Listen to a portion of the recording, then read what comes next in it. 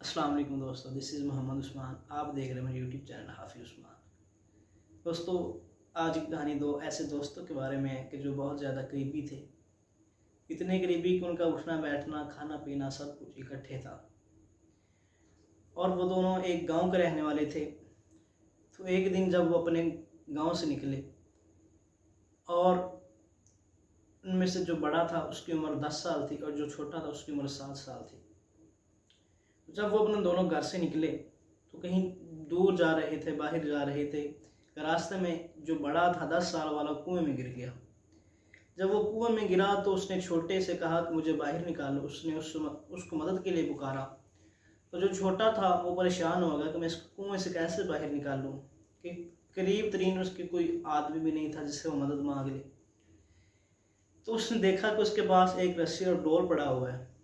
तो उसने उसको पकड़ा और कुएं के अंदर डाल दिया और इस अपने बड़े साथी से कहा, 10 साल वाले से कहा कि उसको पकड़ो और मैं तुम्हें बाहर खींचता हूँ।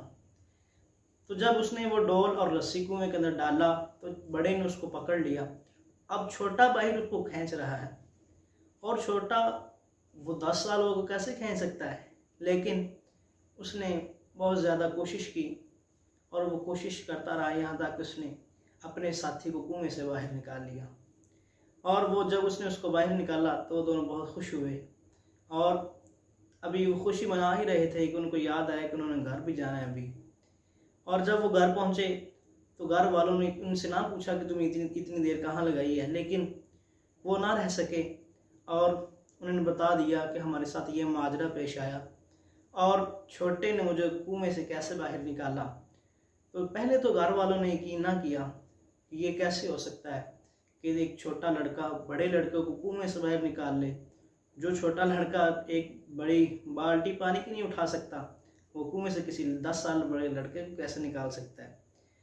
उन्होंने ये बात जब गांव में मशहूर हुई तो गांव वाले सब मिलकर एक बुज़ुर्ग के पास गए और बुज़ुर्ग से जाकर कहने लगे कि ये ऐसे मामला पेश आया है, ये छोटा बच्चा कह रहा है मैंने बड़े को कुएं से निकाला है। तो उसने कहा कि ये बच्चा ठीक कह रहा है। उसने कहा वो कैसे, ये कैसे हो सकता है कि छोटा बच्चा बड़े बच्चे को कुएं से बाहर निकाल ले। उसने कहा वो तुम्हें बता तो रहा है कि मैंने उसको डोल और रस्सी के ज़रिए बाहर निकाला है। कहने लगे ये हो ही नहीं सकता। उसने कहा हुआ ऐसे ही है, लेकिन जब वो उसको कुएं से बाहर निकाल रहा था, जब वो कोशिश कर रहा था उसको निकालने की, उसके पास उसको ये कहने वाला नहीं था कि तुम ये नहीं कर सकते। उसको ये कहने वाला नहीं था कि ये तुम्हारे लिए इम्पॉसिबल है। उसको ये कहने वाला कोई नहीं था कि तुम ये काम क्यों कर रहे हो, तुम ये से होना ही नहीं है, तुम कैसे कर सकते हो। जब वो बगैर किसी के रोक टोक के ये काम करेगा तो उससे काम हो जाएगा। जब वो उसको बाहर निकाल रहा था तो उसके पास कोई टोकने वाला नहीं था। तो दोस्तों, उस बुज़ुर्ग ने कहा कि जब हम किसी काम का इरादा करते हैं और हमें कोई टोकने वाला नहीं होता कि तुम ये काम नहीं कर सकते, तो अगर हम चाहते हैं तो फिर हम उस काम को कर लेते हैं अल्लाह की तौफीक के साथ। और अगर कोई हमें टोकने वाला हो तो हमें चाहिए या तो हम उसे इग्नोर करें या फिर हम उसको मुंह तोड़ जवाब दें।